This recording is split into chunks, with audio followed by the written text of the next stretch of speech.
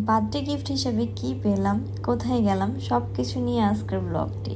আসসালামু আলাইকুম গাইজ, কেমন আছেন সবাই? বার্থডে নিয়ে বরাবরের মতো এইবার আমি অনেকটা এক্সাইটেড। আপনারা হয়তো বা অনেকেই জানেন যে আমি একজন ইন্ডিপেন্ডেন্ট ওমেন।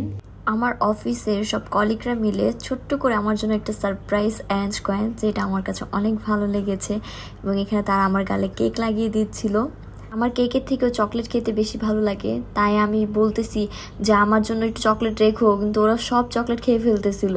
সেদিন আমি একটু বের হয়েছিলাম ফার্নিচার দেখার জন্য, তো আমি ভ্যানিটি সেকশনে ভ্যানিটি দেখছিলাম। তারপর আমি চলে যাই বেড সেকশনে বেড দেখার জন্য। এখানের বেডগুলো বেশ সুন্দর, অনেক ভালো লেগেছিল আমার। তো এখানকার যে অ্যাশ কালারের বেডটা, এইটা আমার একটু বেশি পছন্দ হয়েছিল, বাট এইটা আমার যে রুমের ডেকোরেশন সেটার সাথে এটা ভালো লাগবে না। ফার্নিচার সিলেক্ট করে আমি আমার বাসায় চলে আসি। আমার বাসার যে অবস্থা, এটা দেখে আমার মনটা একদম আপসেট হয়ে গেছে, কারণ আমি একটু ট্রানজ্যাকশন করব। এই যে এইটা হচ্ছে আমার বেড আর আমার ভ্যানিটি, যেটা আমার অনেক পছন্দ হয়েছে। শুভ আমার প্রত্যেকটা জিনিসে আমাকে অনেকটাই সাপোর্ট করে।